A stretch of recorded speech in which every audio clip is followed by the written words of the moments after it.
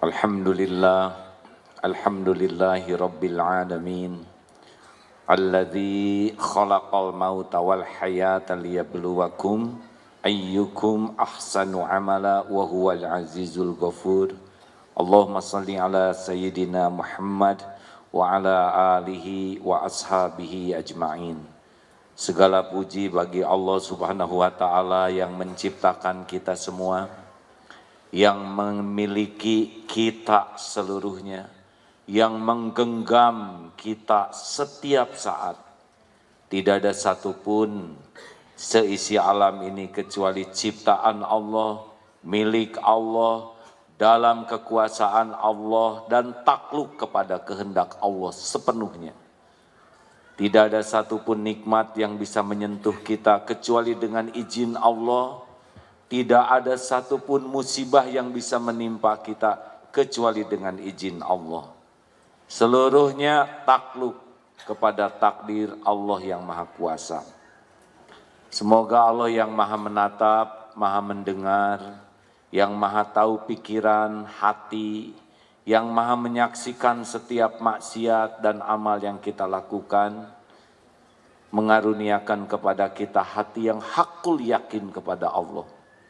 Sehingga tidak ada tempat yang tersembunyi untuk berbuat maksiat, karena kita yakin Allah pasti melihat dan menghitungnya, dan puas dengan penilaian Allah dari apapun yang kita lakukan. Dan semoga Allah yang Maha tahu segala isi hati kita melepaskan segala jenis ilah yang mendominasi hati kita, sehingga yang ada di hati adalah Dia yang berhak dan yang menggenggam segala-galanya. Hasbunallah wa ni'mal wakil, ni'mal maula wa ni'man nasir. Alhamdulillah. Ya Allah, sayangi Ustadz Haikal, kuatkan imannya, indahkan akhlaknya, bersihkan hatinya. Terima amal solehnya, istiqomahkan dalam kebenaran ya Allah. Lindungi dari segala bala, fitnah wal musibah. Ya Allah, lindungi Ustadz dari segala niat yang salah, dari ilmu yang salah, dari penyampaian yang salah, dari amal yang salah. Taqabbal minna ya karim, innaka antas sami'ul alim. Amin ya rabbal alamin. Alhamdulillah. Terima kasih Ustadz, beliau lucu,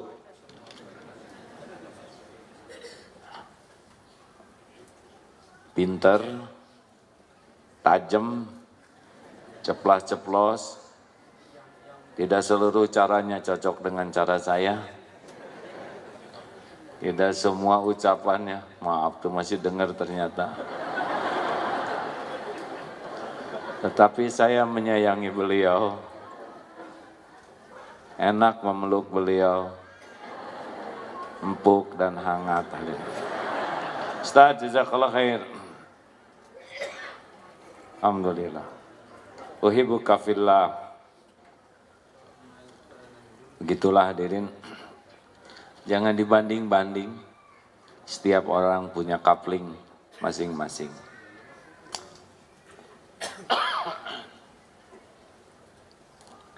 Saya akan mengawali dengan surat ini karena rasanya surat ini penting. Saya seseorang dari Depok. Anak saya baru meninggal 10 hari yang lalu. Usianya 14 bulan. Innalillah wa inna ilaihi raji'un. Terus terang saya masih berat atas takdir ini. Yang ingin saya tanyakan, bagaimana saya bisa ikhlas atas takdir ini? Apakah arti ikhlas? Kalau saya merasa pedih dan dengan dalam takdir ini, apakah saya lebih mencintai anak, melebihi cinta ke Allah? 4A, saya mohon berikan nasihat agar saya bisa bangkit atas takdir ini. Saya dan suami mengikuti kajian A dari tahun 2004. Saya merasa ilmu tauhid yang sudah saya dapatkan dari AA saat ini harus dipraktekkan. tapi rasanya sulit dan berat. Terima kasih sebelumnya, mohon maaf melalui surat karena kalau bicara langsung belum bisa dan takut menangis. Innalillahi wa inna ilaihi raji'un. Hadirin, saya bisa merasakan kurang lebih betapa beratnya karena beberapa waktu yang lalu pun cucu usia 2 bulan wafat. Tapi saya belajar dari ibunya. Ibunya ini anak yang keempat, Gaisa. Alhamdulillah hafizah dan suaminya juga hafiz Quran. Pada waktu anak itu wafat, saya sedang tabligh di salah satu stasiun TV, mengirim berita yang menenangkan saya, padahal anak itu, cucu itu sudah meninggal. Doakan Pak, sedang senyum, cantik kan Pak anaknya, Masya Allah. Ketika pulang ke rumah, cucu sudah wafat dan saya lihat bagaimana anak ini menyikapi. Tetap di balik air matanya senyum. Alhamdulillah Allah menitipkan kebersamaan 2 bulan. Alhamdulillah anak yang kecil seperti ini kalau dipanggil oleh Allah berarti tanpa dosa. Mudah-mudahan nanti bisa menunggu orang tuanya di sorga. Alhamdulillah bahwa orang tua yang oleh Allah anaknya diambil pada waktu bayi itu menjadi bekal yang luar biasa untuk kepulangan kita ke akhirat nanti. Kata kuncinya adalah harus hakul yakin bahwa anak ini bukan milik kita. Anak ini adalah milik Allah, ciptaan Allah, dan sudah ditetapkan kepulangannya pada waktu 4 bulan 120 hari di perut ibu di rahim. Kita semua sudah ditetapkan ajal. Ajal itu ada 3 yang Allah rahasiakan. 1 waktu.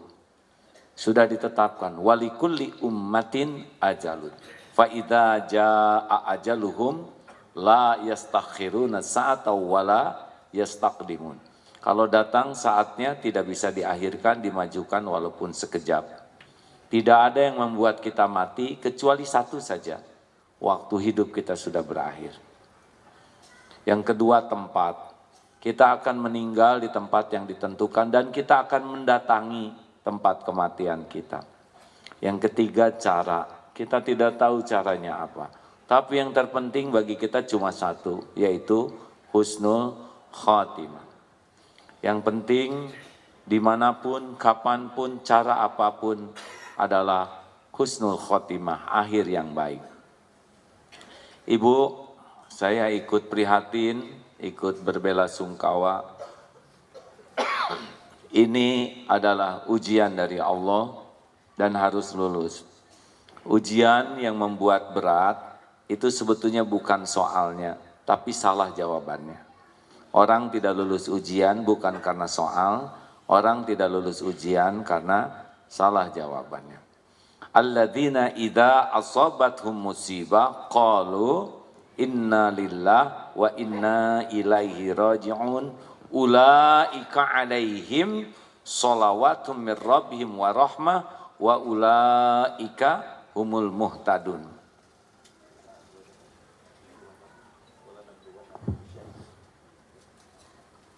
Akan dibacakan ayat yang lebih lengkap dengan suara yang lebih bagus. Jadi kita harus sadar bahwa dalam hidup ini Allah walanabluwannakum bisyai'in minal khauf. 1, kita akan dibuat oleh Allah ujian sedikit dalam bentuk takut. Wal ju'i wa nafsin minal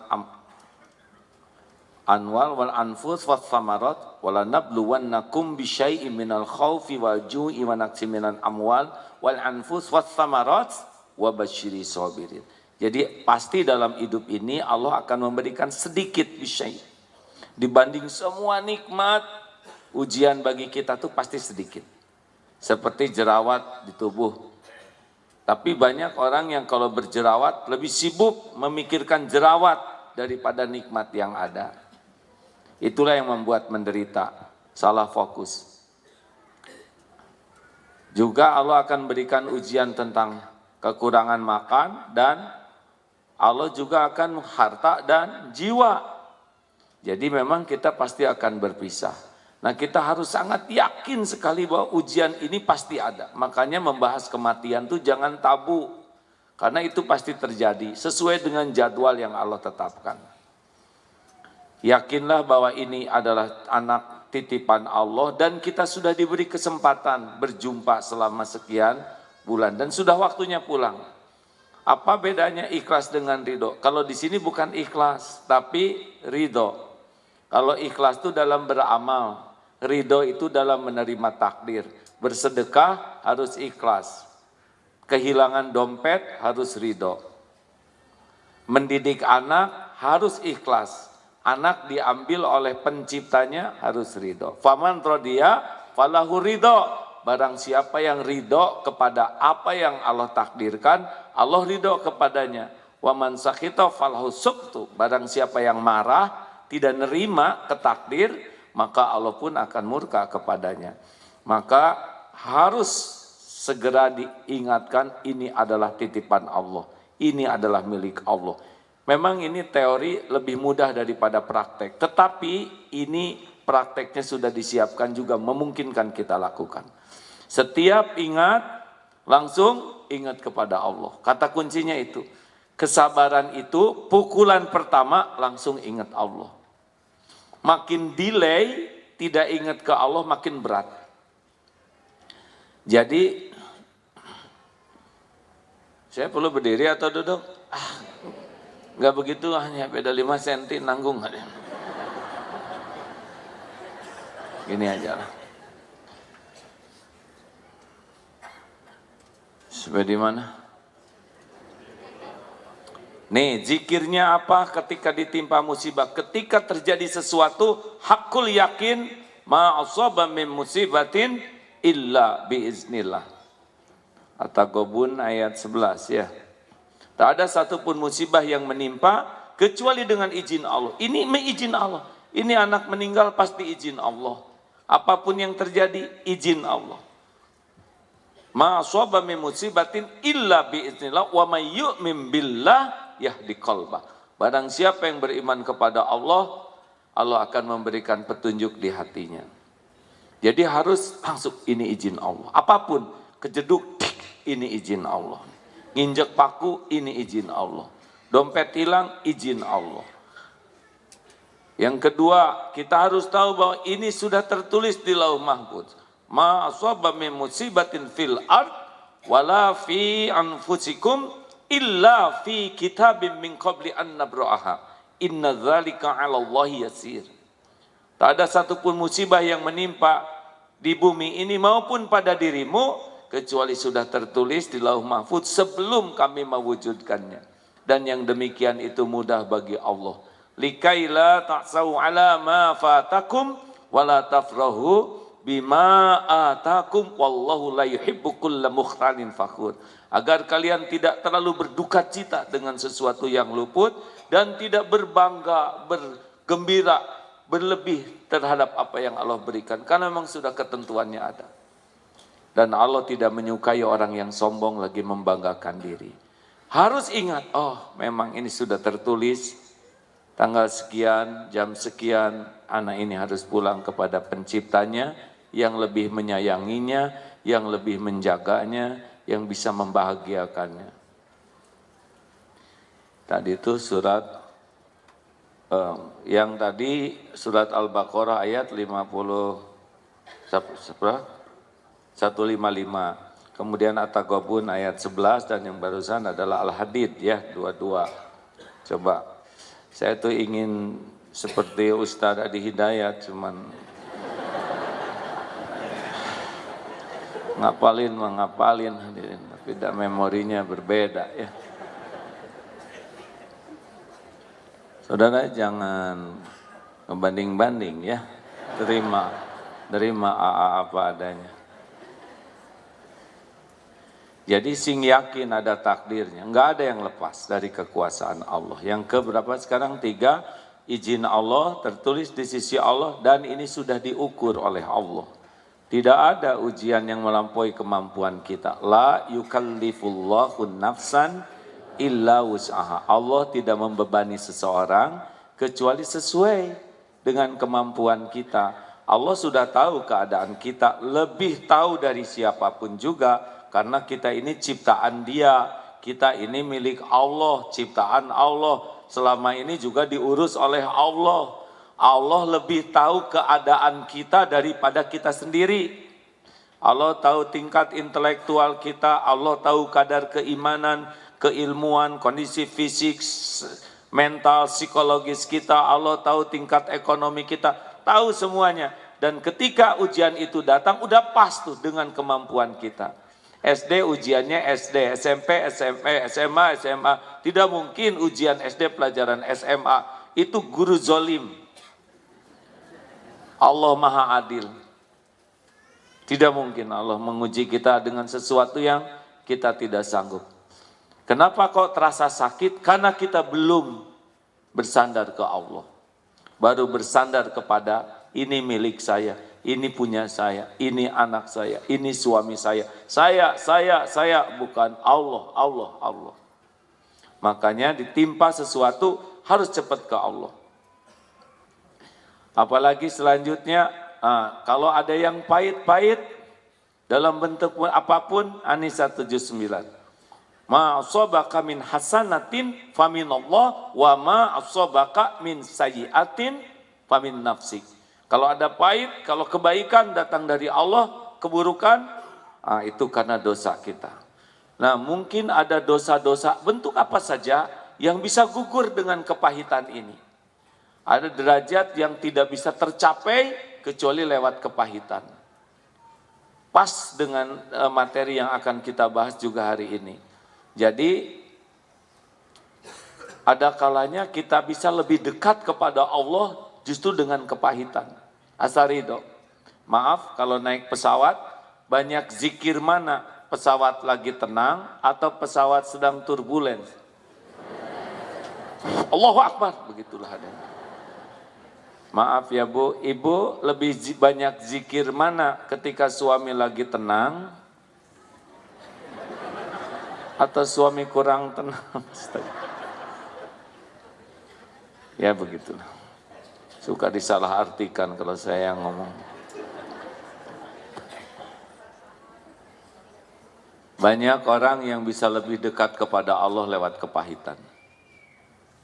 Nah, mudah-mudahan dengan wafatnya anak ini, Allah memberikan kekuatan, ilmu, iman, amal soleh kepada ibu sepanjang kembali ke Allah. Lalu apalagi? Fa inna ma'al usri yusran, inna ma'al usri yusra. Harus ingat bahwa setiap kepahitan itu diapit oleh dua kemudahan. Jadi kita jangan fokus kepada pahitnya saja, karena di balik kepahitan ini ulaika alaihim sholawatu rabbihim wa rahmah wa ulaika humul muhtadun. Ada karunia yang sangat besar, kasih sayang, ampunan Allah, petunjuk Allah di balik semua musibah ini. Kalau sabar. Wabasyiris sabirin, berikan kabar gembira bagi orang yang sabar. Siapakah orang yang sabar? Ketika ditimpa apapun musibahnya, langsung innalillah, kami semua milik Allah, kami semua kembali kepada Allah. Kalau yakin seperti itu, maka Allah memberi hadiah besar di belakang ini. Berupa rahmat Allah, kasih sayang Allah, kemudian hidayah, petunjuk dari Allah, yang adanya itu hadiah bagi orang yang sabar. Makanya kalau ada pahit, ingat ada nih di belakang kepahitan ini. Seperti panah, kadang ditarik, mau diapain? Kalau dilepas, kalau tidak ditarik, kadang-kadang Allah narik kita dengan berbagai kepahitan supaya iman kita makin tinggi, makin melesat kemampuan kita.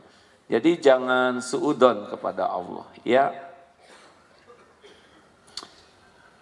Dulu 2016 ada kegiatan yang menyakitkan, hasilnya ada reuni. Tarik dulu memang kepahitan-kepahitan. Sekarang juga kelihatannya rada pahit-pahit ya. Media yang meliput hanya satu. Kemudian kalau media cetak cuma 2. Ya tenanglah, Allah Maha melihat segalanya. Padahal kalau adil itulah yang terbaik.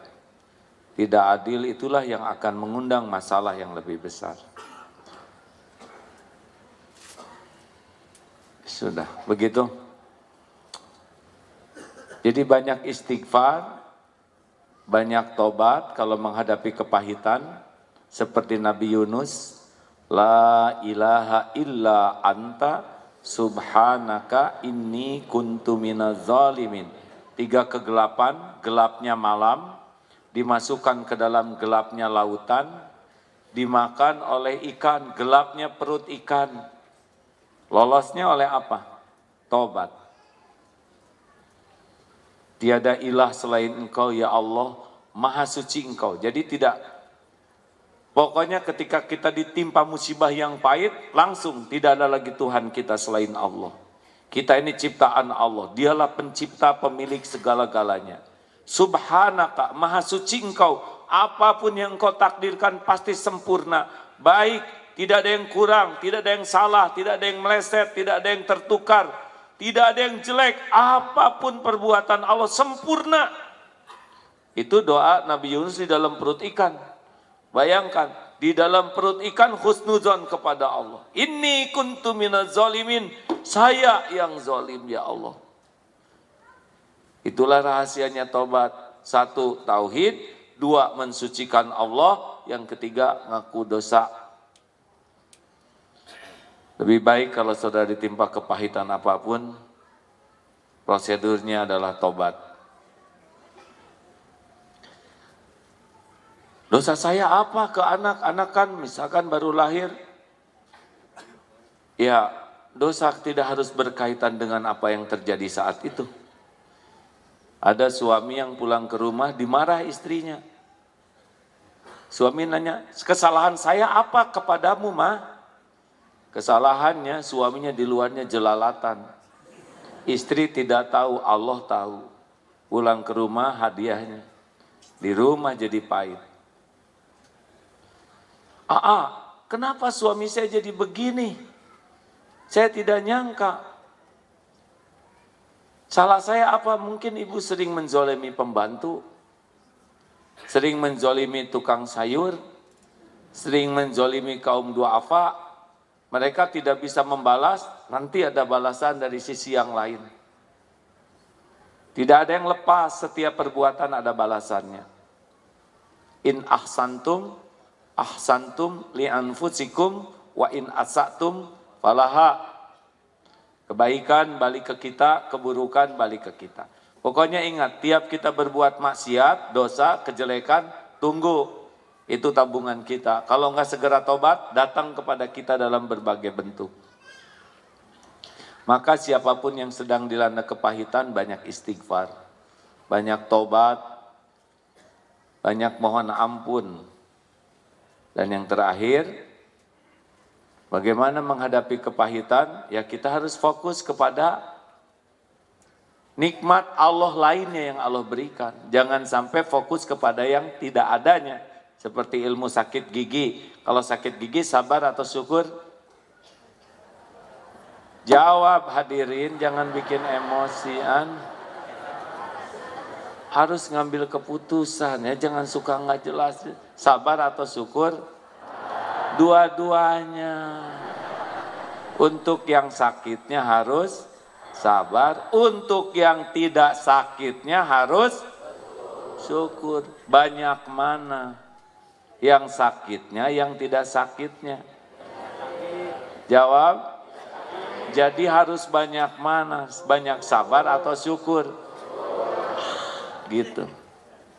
Asli hadirin. Kalau kita tahu syukur di balik kepahitan, yang datang nikmat. Tuh si ibu itu tuh si banyak omong, sabar atau syukur?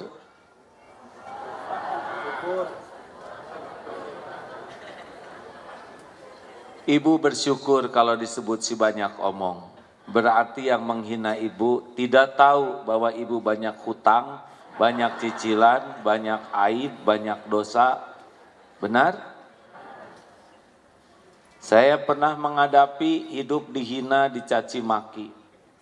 Saya baca itu tulisan orang yang menghina saya. Gak ada apa-apanya dibandingkan dengan kehinaan saya yang ditutupi Allah, yang tidak diketahui oleh orang yang menghina. Mau apa? Sakit hati. Harusnya bersyukur penghinaannya cetek. Mau tahu supaya nggak sakit hati, lihat WA yang menghina, jangan dibaca. Sudah begitu saja. Ya kan?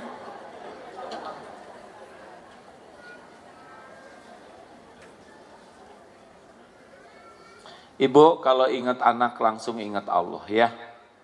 Itu pakaian dan sebagainya biar yang lain aja yang ngurus. Kalau sedih di kamar pindah aja dulu, jangan di kamar. Kemarin anak saya juga begitu. Kalau di kamar pasti dia ingat anaknya, sudah pindah kamar dulu ya. Kasih sayang itu normal. Rasulullah SAW pada waktu Ibrahim wafat putranya nangis juga. Tapi nangis ini bukan nangis tidak ridho, ini tangisan kasih sayang. Jadi tidak apa-apa, asal jangan tidak ridho ke takdir. Kalau tidak ridho akan marah ke Allah. Padahal memang sudah segitu diberi kesempatan. Dan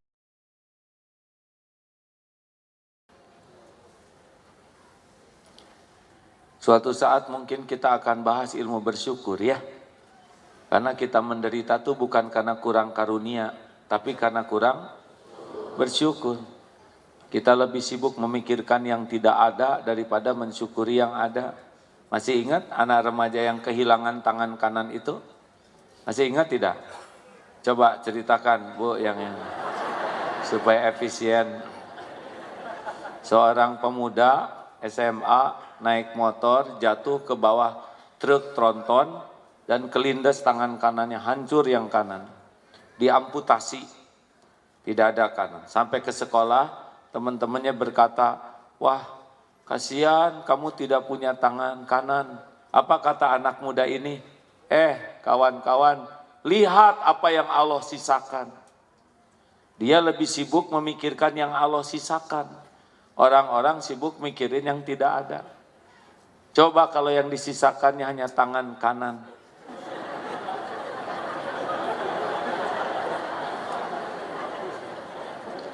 Baik, alhamdulillah. Apa kabar hadirin?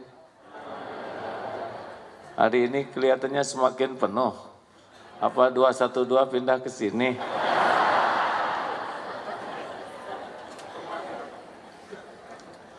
AA 212 kemarin itu tidak hadir.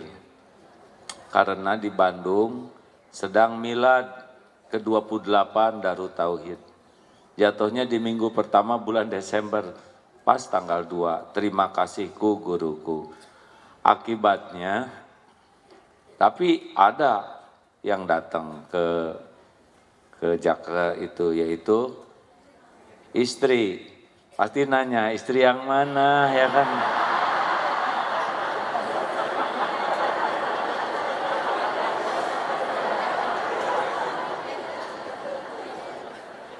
Istri yang di Jakarta, Alfarini ini kan antropolog. Jadi berangkat ke sini untuk mencermati seperti apa dari bawah. Kan kalau dari panggung beda dengan di bawah ya. Saya biasanya di atas dan di belakang nyapu. Jadi dapat informasi sangat banyak. Nanti akan disampaikan pada waktu di ILC nanti malam. Terima jangan undangan ini? Yang di TV One kemarin nonton enggak? Ya sudah.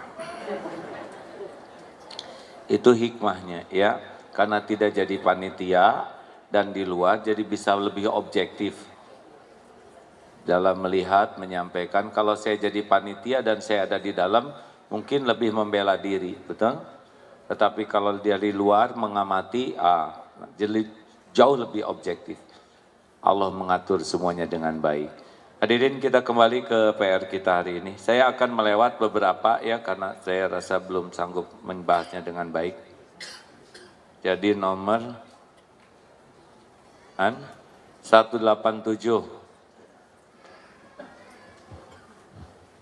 187, silakan. Bismillahirrahmanirrahim. Kitab Al-Hikam pasal 187 pada halaman 139. Bismillahirrahmanirrahim. Warudul faqati a'yadul muridina. Tibanya saat-saat kesukaran atau kemiskinan serba kekurangan sehingga merasa rendah dan hina diri, itu sebagai hari raya gembira bagi para murid, yakni orang yang sedang melatih diri untuk taqarrub kepada Allah. Perhatian, kenapa ada orang yang rajin ke pengajian tapi perubahannya tidak signifikan? Sampai suami protes, "Bu, kamu pengajian seperti makan obat, sehari 3 kali. Tapi yang jelas perubahannya itu hanya seragam. Akhlak tetap. Yang meningkat itu cicilan. Iman tetap." Kenapa? Ini jawabannya. Saya berdirilah, lumayan nambah 10 cm juga. Begini, lain kali mungkin pakai panggung. Saya tidak tega lihat yang di belakang gini-gini terus. Kamera sesuaikan. 4 tingkatan, dengar baik-baik ini ya, ini penting sekali. Saya juga tidak mau pertemuan ini hanya 2 tingkatan. Tingkatan pertama adalah tahu. Tahu ini hanya dengan mendengar, membaca selewat tahu. Tidak ada apa-apanya. Tingkatan kedua adalah paham. Paham itu dengan belajar. Banyak orang yang berusaha paham. Tahu sabar? Jawab hadirin. Paham sabar? Mulai ragu-ragu ya. Ini tidak ada apa-apa, ini belum jadi, ini paham ini. Tingkatan ketiga adalah bisa. Tahu dengan mendengar, membaca, paham dengan belajar, bisa tuh dengan riadoh, dengan berlatih. Makanya paham sabar itu tidak identik bisa sabar. Karena couplingnya beda.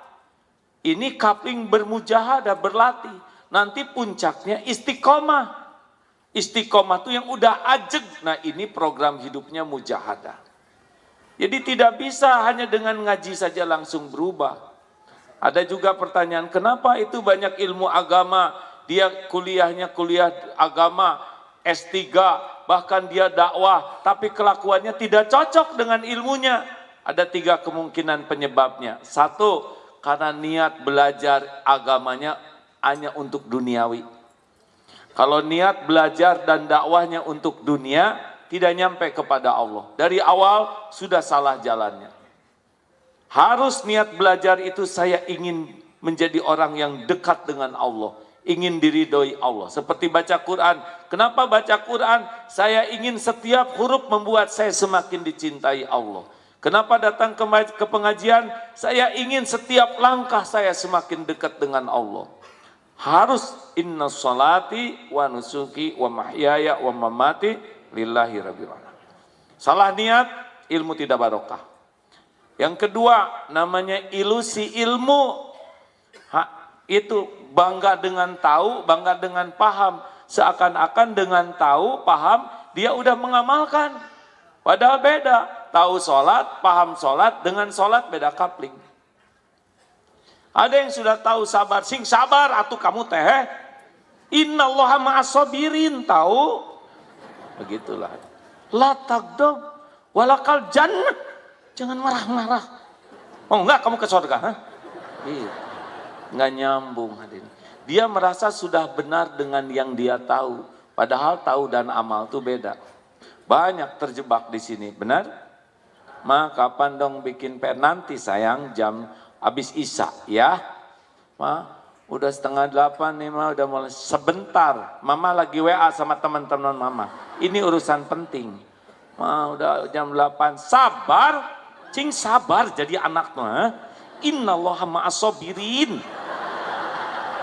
Nah ini yang kedua tuh ya. Merasa sudah sabar dengan tahu sabar.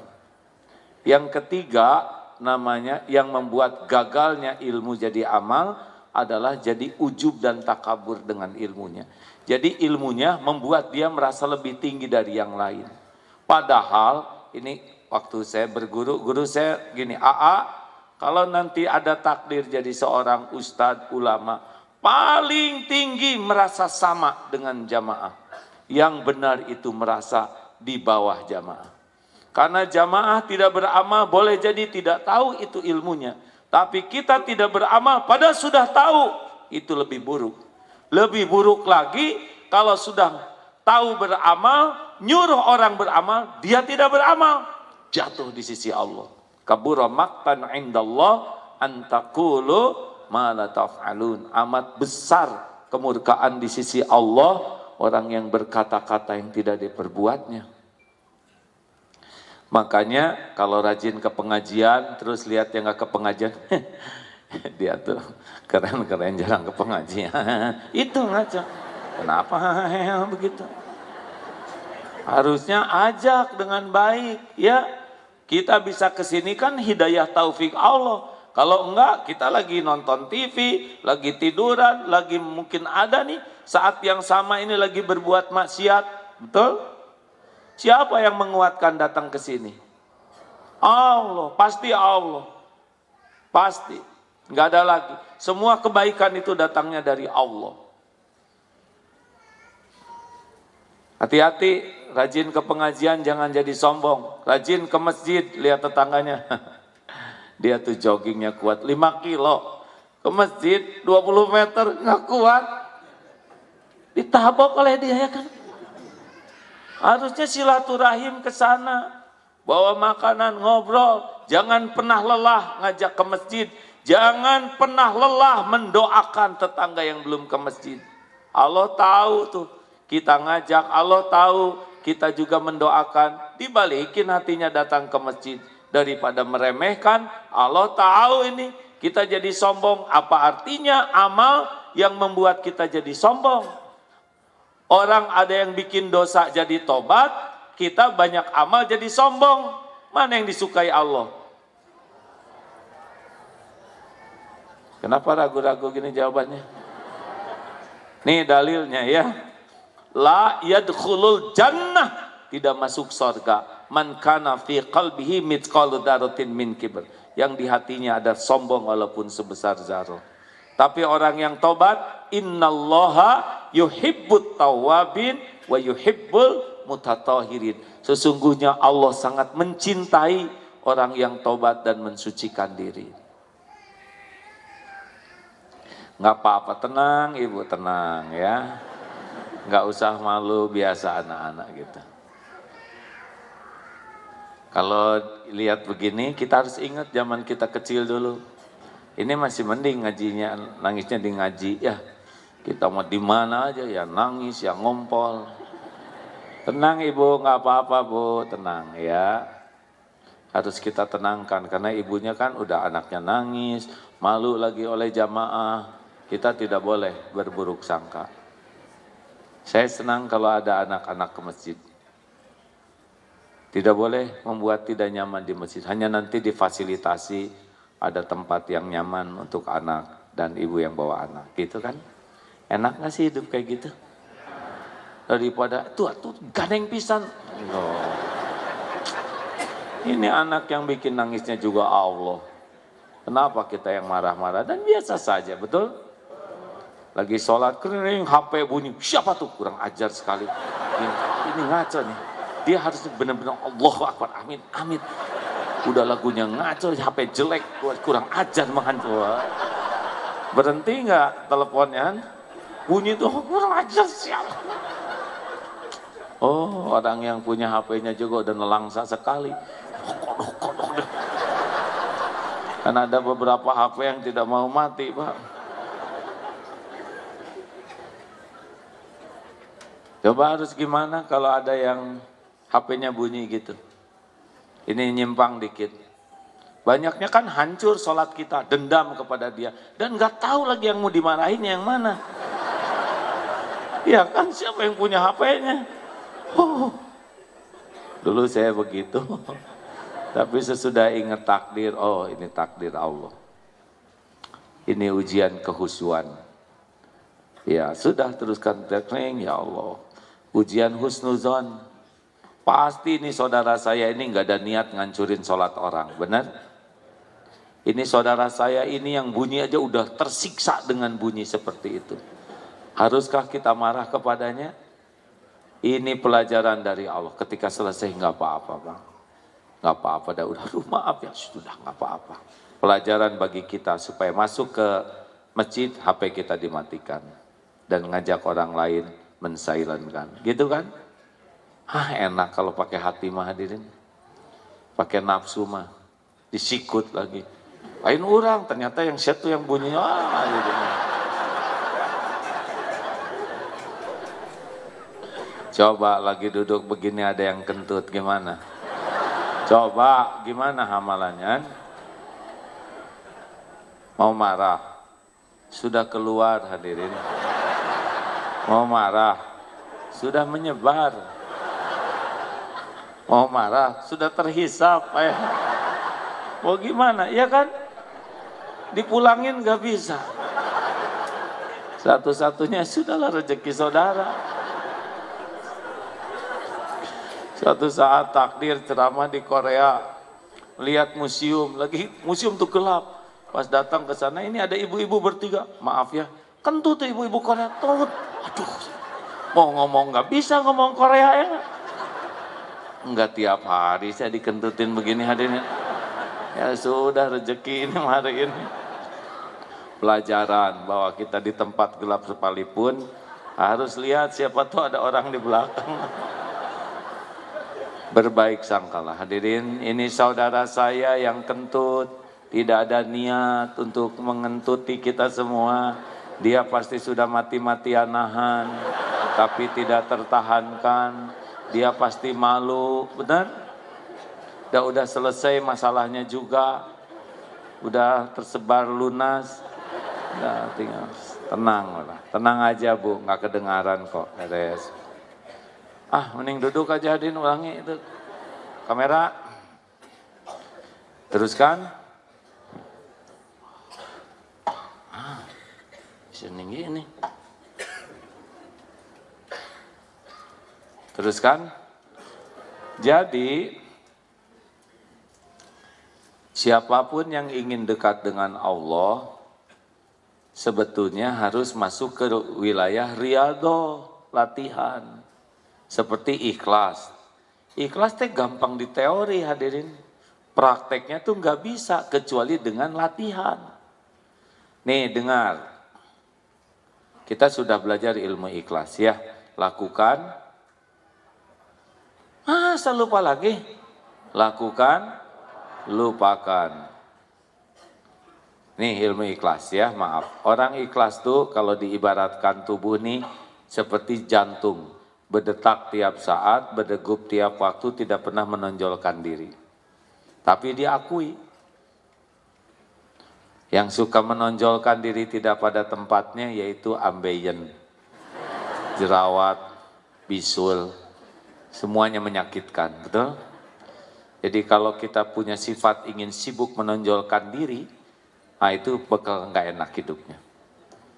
Yang enak tuh seperti jantung, lakukan tanpa harus sibuk menonjolkan diri. Atau matahari hanya memberi, tak harap kembali, bagai sang surya menyinari bumi. Kasih ibu, kita tidak pernah mulang tarima ke matahari. Padahal dunia ini begitu banyak kebaikan syariatnya lewat cahaya matahari. Nah kita pun sebetulnya begitu, lakukan, lupakan. Tekniknya harus tahu, ada orang, tidak ada orang, Allah ada tidak? Jawab semua jawab. Ada orang, tidak ada orang, Allah ada tidak? Orang lihat, orang tidak lihat, Allah lihat tidak? Orang tahu, orang tidak tahu, Allah tahu tidak? Apakah semua perbuatan kita disaksikan oleh Allah? Dilihat? Diketahui? Adakah perbuatan kita yang tidak disaksikan Allah? Semuanya ada balasannya? Semuanya ada balasannya? Ada balasannya? Ada balasannya? Mungkinkah ada yang kelupaan Allah membalas? Mungkinkah ada yang ketukar? Meleset? Ada yang menghalang-halangi? Ada yang bisa menolak? Wa may ya'mal mithqala dzarratin khairan yarah wa may ya'mal mithqala dzarratin syarran yarah. Sekecil apapun pasti kita lihat balasannya. Kalau kebaikan, hal jazaul ihsan illal ihsan. Surat Ar-Rahman ayat, tiada balasan bagi kebaikan kecuali kebaikan. Jadi udah tenanglah. Udah pasti Allah ngebales. Nggak usah diingat-ingat. Makanya lakukan, lupakan. Perlukah kita mengingat-ingat kebaikan kita? Jawab hadirin. Perlukah kita menyebut-nyebut jasa kebaikan kita? Perlukah kita nunggu orang lain berterima kasih? Perlukah nunggu orang lain menghargai kebaikan kita? Perlukah kita nunggu orang balas budi? Percuma, karena yang kita tunggu hanya makhluk Allah yang tidak bisa bergerak illa biiznillah. Makanya harus pakai latihan, ya. Nih, latihannya tuh seperti yang tadi, sesuatu yang tidak enak. Jadi kalau kita berbuat baik, orang tidak berterima kasih. Baik atau tidak untuk latihan ikhlas kita? Nah, siap-siap. Pulang dari sini nggak diterima kasihin. Ya, itu teh baik, nggak enak, tapi itu baik untuk riadoh. Orang yang tidak punya program riadoh sakit hati. Kita sudah berbuat baik, tidak dihargai kebaikan kita. Bagus atau tidak untuk riadoh kita? Makin pelan. Bu, coba ibu udah masak, disiapkan sebaik-baiknya, dihias, ditata. Mas, makan dulu mas. Ah, gak ada waktu bu, banyak urusan, lain kali aja, maaf ya bu. Pergi aja, bagaimana rasanya? Diam, bagaimana? Yang asli bagaimana? Sakit hati, kecewa, jengkel, itu ciri-ciri gak ikhlas. Kalau ikhlas mah gak ada ruginya. Gak ada ruginya. Niat udah diketahui Allah. Allah tahu ibu masak dari jam 3. Allah tahu ibu capek. Allah tahu ibu udah nata. Yang punya pahala dan balasan kan Allah. Maaf ya bu, saya gak ada waktu. Oh iya pak, gak apa-apa. Sing selamat di jalan. Mudah-mudahan ketemu dengan rezeki yang lebih enak. Hargaan atuh, nah itu gak boleh. Tenang hadirin, namanya juga bukan rezeki suami di rumah. Kalau rezekinya bukan itu, nggak dimakan itu. Udah, sing ridho, ya, dilatih. Sama, kalau nggak punya program latihan nggak bisa. Harus dilatih, harus punya. Jadi kalau ketemu dengan yang menyakitkan, yang tidak, kita udah berbuat, misalkan persiapan, akan ada kunjungan tamu negara. Dan ada ini bagian baca Quran. Udah persiapan 1 bulan.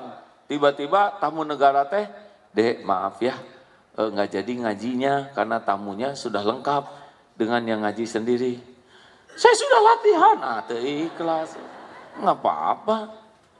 Nggak tampil juga, niat udah, latihan udah. Betul tidak? Nggak harus tampil, nggak harus. Tampil juga jadi ujub, mau apa? Nggak jadi pahala. Benar? Halo? Makanya ibu kalau dandan di depan suami, dandan aja, gak usah nanya. Gimana mas? Cakep nggak? Itu nyiksa suami. Suami harus ngomong apa coba? Ngomong sing jujur, lebih repot. Nyebut cakep dah nggak begitu. Nyebut jelek nggak tega. Jadi jalan tengah, udah bu, ibu teh mirip kesemek gitu. Istighfar, astagfirullahaladzim. Tapi pujilah Pak, nggak apa-apa. Beda dikit dengan kenyataan. Ya. Ibu, Bu, Pak, masih ingat latihannya untuk ikhlas? 1, jangan ingin diketahui orang. Ini rumus-rumus lama, saya ulangi lagi, maaf ya. Pokoknya kalau mau latihan, banyak amal yang tidak diketahui orang. Yang sunnahnya diketahui orang itu amalan wajib. Kalau kita beramal wajib, sholat, saum, zakat, haji, bagus orang lain tahu supaya niru. Tapi yang sunnah-sunnah mah sembunyi-sembunyi. Boleh diketahui orang, boleh. Tapi makin banyak amal rahasia, makin bagus. Periksa sekarang, punya amal rahasia apa aja yang hanya diri dan Allah yang tahu. Kalau tiap sholat diketahui orang, ngaji diketahui orang, sodako diketahui orang, berbuat baik diketahui orang, tapi di dalam kesendirian kita maksiat, nah itu ciri-ciri itu kurang ikhlas. 2, jangan ingin selalu dilihat orang. Pokoknya kalau ada orang dengan gak ada orang beda, ciri-ciri itu kurang ikhlas. Ada orang jadi bagus, gak ada orang jadi gak bagus. Ada orang Allahu Akbar. Rukunya juga dilamain. Oke, cukup agak lama dikit nih ya. Cukuplah ya. Sami Allah. Ibu tahajud ada suami. Ya Allah. Kalau nggak ada sama Allah gitu biasa. Ada orang Bismillahirrahmanirrahim. Nggak ada orang Bismillahirrahmanirrahim. Alhamdulillah. Hati-hati, ada orang keluar 100.000, nggak ada orang dilewat kotak infak. Nanti kan ada yang lewat. Hati-hati itu. Ada yang karena orang ya pura-pura gini, padahal cuma 1.000. Ngarap-ngarap orang lihatnya 100.000. Itu juga udah nipu tuh. Apa adanya aja. 3, jangan ingin dipuji. Kalau dipuji semangat, tidak dipuji tidak semangat, dicaci patah semangat, ciri-ciri itu bukan karena Allah. Puji, caci, ember jatuh sama, hanya getaran udara yang merambat ke telinga. Cuman itu, nggak ada efek apa-apa selain GR. Ih ibu meni awet muda, gembira, traktir. Jadi awet? Enggak, tetap gitu. Nggak ngepek sama sekali. Tapi udah bahagia kita mah, ya langsung ditraktir. Makanya sering orang memuji itu karena traktirannya itu kuat. Bu, ibu, jujur, khusyuan mana? Sholat atau dandan?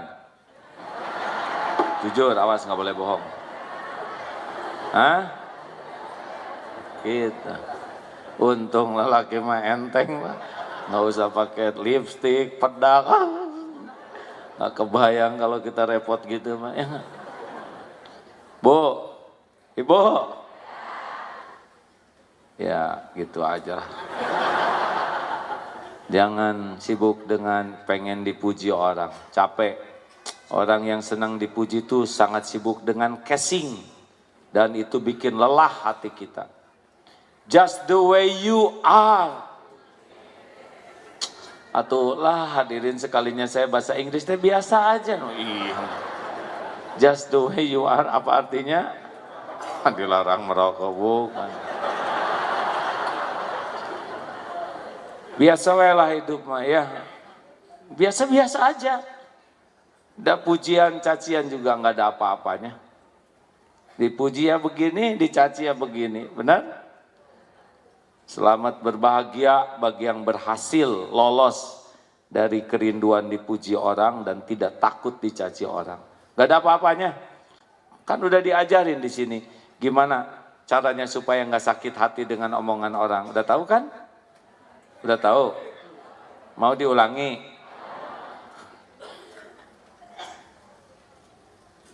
Udah habis waktunya? Cara menjawabnya teh biasa aja, belum. Emosi wae gitu. Nih, supaya kita nggak takut dicaci orang, ya dengerin. Siapa yang menciptakan kita? Siapa yang menghidupkan kita? Siapa yang menjamin rizki kita? Siapa yang ngasih hidayah? Siapa yang menurunkan ketenangan? Siapa yang bisa menghapuskan dosa kita? Siapa yang bisa ngangkat derajat? Siapa yang ngasih pahala?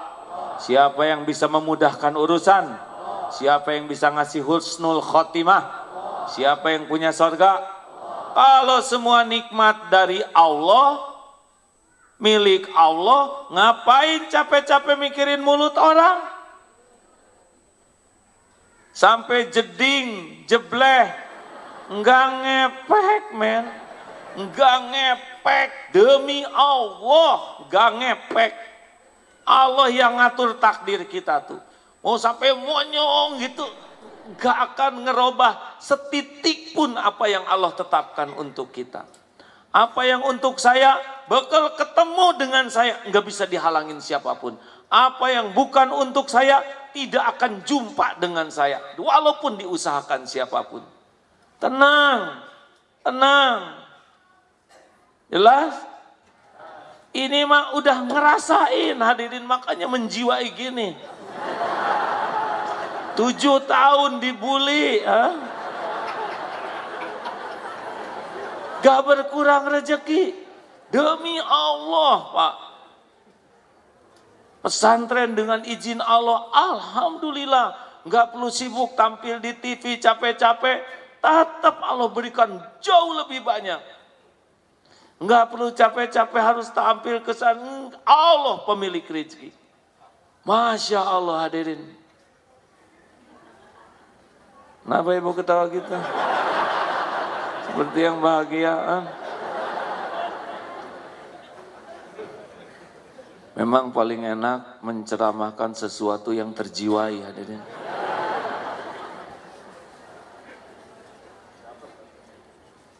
Ya, saya hakul yakin sekali itu Pak. Makanya orang mau nulis apapun tentang Abdullah Gimnastiar, tulis aja. Takdir saya itu digenggam oleh Allah, bukan oleh medsos, bukan oleh media.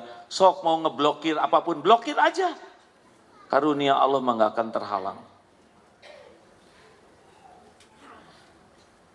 Saya bukan orang pelatak politik ya, tapi saya merasa umat Islam teh yang saya rasakan sebagian ya, yang punya giroh tuh merasa agak tertekan, ada rasa ketidakadilan mungkin, kekurang adilan ya. Terbukti ini teman saya yang punya saling safa dihapus sekarang itu oleh Facebook. Tiba-tiba, kenapa ujuk-ujuk gini? Kenapa yang meliput jadi pada tidak ada? Kita tidak berburuk sangka. Tapi semakin seperti ini, nanti Allah ngasih jalan sendiri. Dan yang menguasai takdir mah Allah. Benar? Pernah ada di sebuah negara, ibu kotanya pemilihan kepala daerahnya, didukung dengan sekian banyaknya. Media, finansial, partai, bahkan pollingnya juga prestasinya disukai sampai 73%. Tapi yang menentukan mah Allah. Makanya kita tidak boleh emosional menghadapi semua ini. Terus we deketi Allah ya. Tinggal TV One sekarang yang menayangkan. Kalau itu sudah juga nanti entah gimana jadi diam sendiri, kita jangan risau karena ada Allah yang menguasai takdir. Tu'til mulka man tasya, Allah yang menentukan siapa segalanya. Makanya tenang, tenang. Sampai di mana nih? Saya semangat gini teh. Jangan pengen dipuji, ya. Yang keempat latihannya, jangan pengen dihargai, diketahui, dilihat, dipuji. Kalau dihargai itu diperlakukan spesial, kan enak diperlakukan spesial. Kenapa banyak orang yang pengen jadi pejabat? Karena diperlakukan spesial tuh enak, menurut nafsu. Pintu dibukakan, brik. Tamu sudah datang, pintu dibuka. Dibukain, oh perginya pakai sirine. Bagi sebagian orang mah enak jreng jreng. Padahal yang diperlakukan begitu bukan hanya tamu penting. Break, penjahat sudah ditangkap. Dibukain pintunya karena diborgol. Mobilnya sama, tet sama, toliat-toliatnya. Break, dia keluarkan. Begitu. Ada juga satu lagi, break, jenazah sudah datang. Sama sirine juga. Hadirin, ya takdir Allah gitu. Ya saya bersyukurlah sudah pernah menghadapi banyak episode hidup. Dulu udah pernah, begitu. Oh dipuji-puji ya, tahu sendirilah zaman dulu ya, selebritis. Itulah saat terburuk dalam hidup saya ketika dunia ditumpahkan. Darut Tauhid berubah jadi darut duit. Ke Allahnya tuh jadi rontok. Pada waktu dipuji, dikagumi, wah populer. Nggak napak nih kaki ini. Karena menikmati pujian, penghargaan. Jadi hidupnya tuh casing. Sibuk dengan topeng. Sibuk dengan penilaian orang. Capek. Demi Allah capek hidup begitu. Hadirin nggak usah pengen terkenal. Pertama belum tentu ada takdirnya. Ya nggak? Terkenal tuh masalah takdir. Kalau nggak ada takdirnya tetap dia bikin IG hanya followernya dia sendiri. Ya istrinya aja kapok IG. Nggak usah pengen, nggak ada apa-apanya terkenal tuh ya. Kalau terkenal dan ngasih contoh buruk, dosanya melimpah ruah. Nggak usah pengen terkenal. Terkenal di penghuni langit aja udah cukup. Gak usah pengen dihargai. Makin pengen dihargai, makin sering sakit hati. Biasa-biasa aja. Gak pantas kita ini dihargai orang. Kita ini dihargai orang karena Allah masih menutupi aib, dosa, kekurangan, kejelekan, keburukan, dan masa lalu kita. Betul? Kenapa saudaramu datang ke sini? Karena Abdullah Gimnastiar ditutupi aibnya oleh Allah. Ditutupi keburukannya, masa lalunya. Saudara tidak tahu siapa saya yang sesungguhnya dalam pandangan Allah. Saudara tidak tahu, tapi Allah tahu siapa Agim ini. Karena ditutupi saja, sehingga saudara mau datang. Makanya kalau dihormat-hormat orang, biasa aja lah. Karena sibuk ingat apa yang Allah tutupi. Kenapa Bapak dihargai istri? Karena istri tidak tahu kelakuan Bapak yang aslinya. Dan ibu nggak usah ingin tahu. Nggak ngepek. Ibu tahu juga kalah nelangsa. Mendingan ibu sibuk aja memperbaiki diri. Ini serius Bu. Bu, nggak usah ngebuka-buka HP suami. Karena ibu nggak tahu passwordnya. Ya. Dah. Oh ini tuh turun sendiri. Tadi mah tinggi.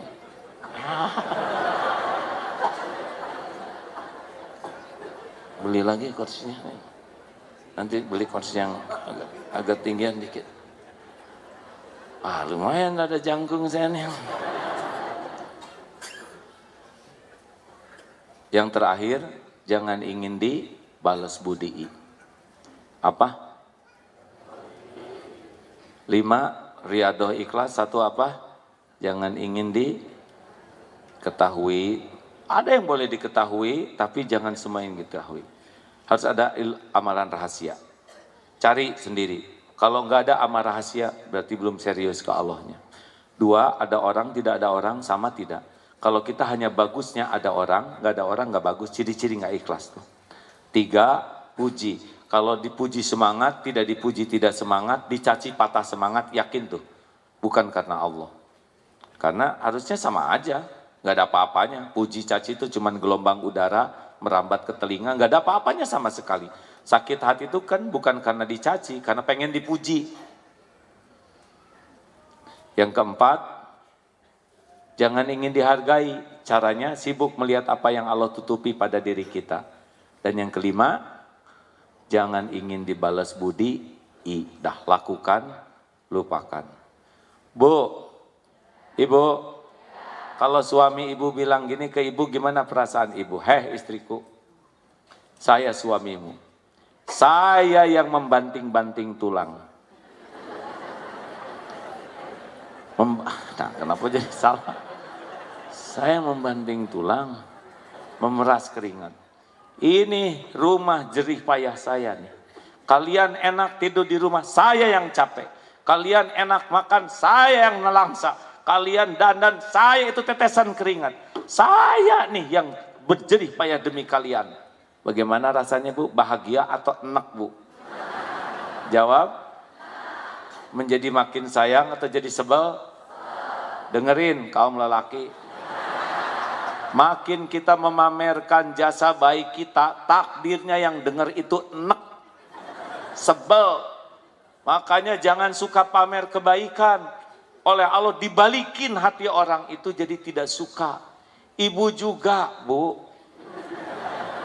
Kamu mama Pak, apalagi saya Pak. Istri itu paling berat, habis aja sebel. Ke anak-anak, ini ibumu nak. Nggak usah ngomong, anak udah tahu. Ibu yang hamil, ibu yang melahirkan, ibu yang menyusui kalian. Atau kata anak, siapa suruh? Hadirin, itulah riadohnya. Ini paling tinggi derajatnya paham nih, siap-siap pulang dari sini ya.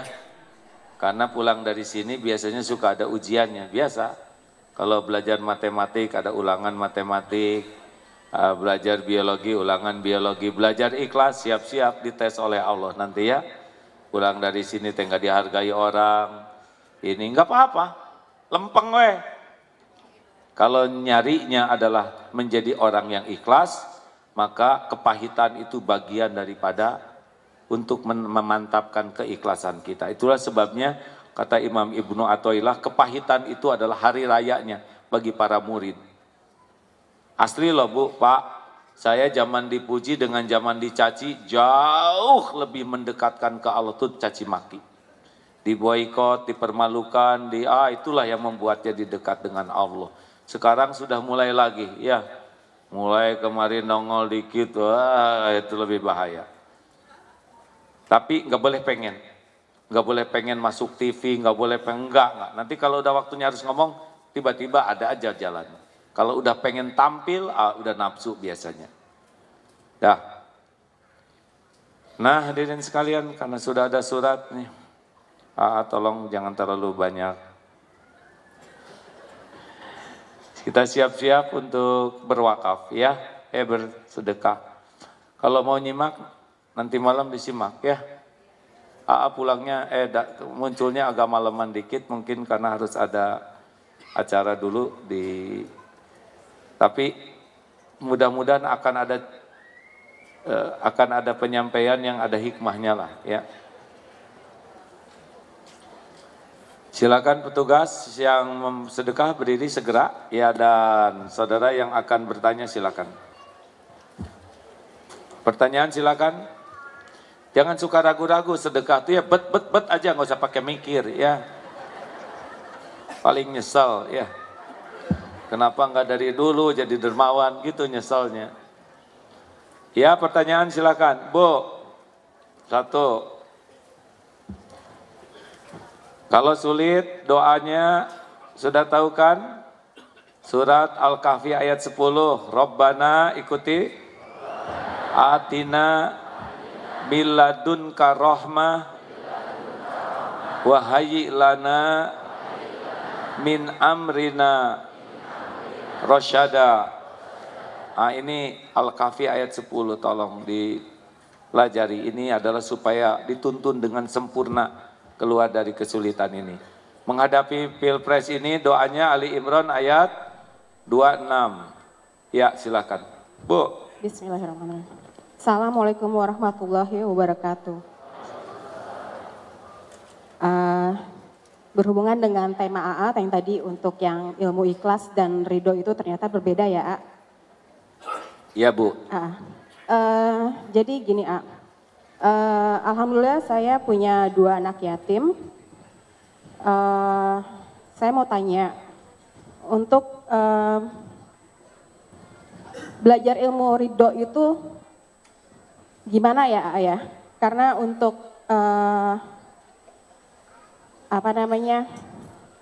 untuk melupakan itu memang sulit banget Ya. Jadi suami saya meninggal 3 tahun yang lalu. Suami meninggal, Iya, anak 3 2. tahun, anak Ya. 2. Ibu sekarang masih sering teringat suami? Iya, karena saya mencoba untuk selalu mengingatkan anak saya, karena mereka kan umurnya masih di bawah 10 tahun, itu takutnya memorinya akan hilang. Iya baik Gitu. Bu. Jadi terus itu satu. Terus Satu aja. satu lagi Pak Ustadz. Oh nggak boleh maksa. Ya, Satu. sok. Jadi apakah rezeki anak yatim saya yang juga saya ikut istilahnya ikut saya makan, saya termasuk dari orang-orang yang memakan hak anak yatim. Gitu Pak Ustadz. Iya. Baik Itu Bu. aja. Terima kasih Pak Ustadz. Assalamualaikum warahmatullahi wabarakatuh. Waalaikumsalam warahmatullahi wabarakatuh. Saya turut berduka cita ya Bu. Suami Ibu wafat tepat pada waktu yang sudah ditetapkan oleh Allah. Usia berapa wafatnya? 38. Itu tepat pada waktu yang sudah dituliskan oleh Allah waktu dulu diraih. Nah, meninggal usia 38, hari apa, jam berapa, detik berapa dicabut itu sesuai. Jadi tidak mungkin lebih lama dari itu. Adapun jalannya lewat sakit, tertabrak atau apapun itu cuman jalan saja. Ibu harus ridho, tidak punya pilihan ya, bahwa ini adalah memang saya bersama beliau, memang cuma segitu-gitunya. Tapi mudah-mudahan nanti di surga ketemu. Adapun anak-anak, memori kepada ayahnya itu Allah yang menguasai Bu. Jadi tidak perlu banyak diingatkan pun, nanti Allah yang menanamkan di hati anak. Karena setiap anak itu dibulak-balik hatinya oleh Allah. Adapun ibu ingat ke suami, tidak boleh larut. Jadi setiap ingat harus ditutup pakai zikrullah. Kalau saya menyarankan ada 5 amalan ya Bu ya, untuk hati supaya cepat bersihnya. 1, sholat. Jadi harus sangat senang sekali bersujud dan memperlama sujud. Ambil wudhu, sholat 2 rakaat, terserah. Mau untuk taubat, mau untuk, tapi kalau udah ingat ambil wudhu, sholat. Ibu bisa bedakan rasanya. Yang kedua, baca Quran. Jamaah, dengerin. Baca Quran, Cung, yang hari ini sudah 1 juz. Yang 1 halaman. Yang baca WA. Dengerin. Semua jamaah ini minimal 1 hari 1 juz. Minimal. Jangan bangga 1 juz tuh, itu teh minimal. Atau cuman sejam dilama-lamain juga. Sehalaman tuh 3 menit paling lama tuh. Ibu ngobrol, itu udah 2 halaman.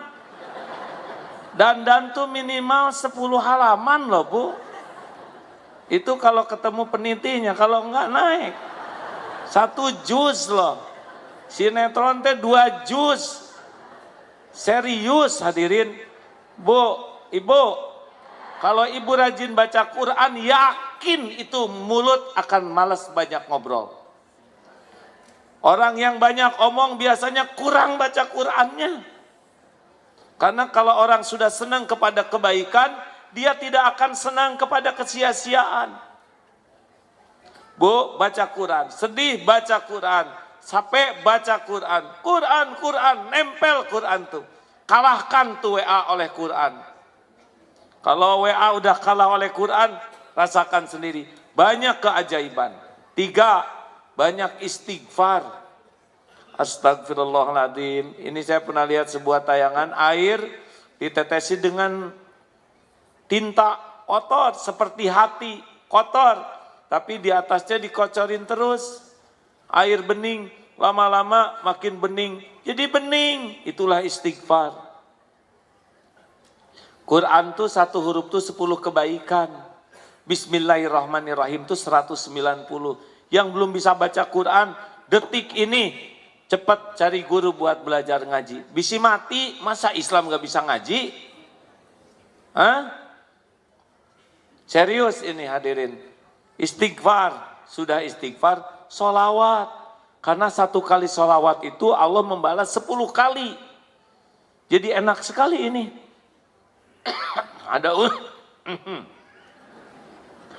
Tenang, ada ulama.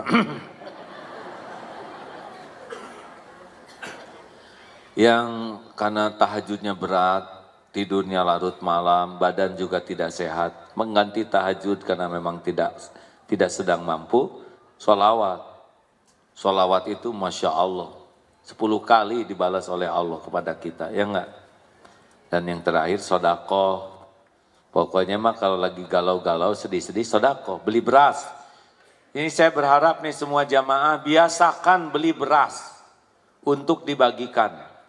Sekarang sekilo teh berapa? Ada tuh yang 54.000 sekilo, 5 kilo. Belilah, simpan di mobil. Nanti pergi kemana-mana, lihat ada yang penyapu di jalan, coba kasihkan. Itu senangnya, bahagianya mereka punya nasi yang enak. Yang 11.000 kan udah enak ya? Halo? Saya wasiat dari guru saya itu adalah harus memberi makan orang miskin. Banyak saudara-saudara kita yang lebih bagus lagi, udah pakai beras, pakai mie, dan disisipi amplop. Demi Allah tidak berkurang harta. Kalau saudara berkurang harta gara-gara sedekah, beritahu saya, berapa sedekahnya? Ya sudah, beritahu aja maksudnya. Masa saya ganti? Hadirin, ini serius. Jalan yang paling pintas untuk bisa lebih tenang. Karena sedekah itu mengundang ampunan, sedekah itu menolak bala, sedekah itu melipat gandakan karunia. Makanya kalau sedang sedih, galau, ambil uang, beli beras, bagikan. Coba lihat nanti hasilnya. Sholat, baca Quran, banyak istighfar, sholawat, dan sedekah. Jangan tinggalkan 5 amalan ini setiap hari, ya. Allah melihat apa yang kita lakukan. Allah tahu ilmu kita belum banyak. Tapi kalau niat kita baik, Allah akan memudahkan urusan kita, insya Allah. Al-Fatihah.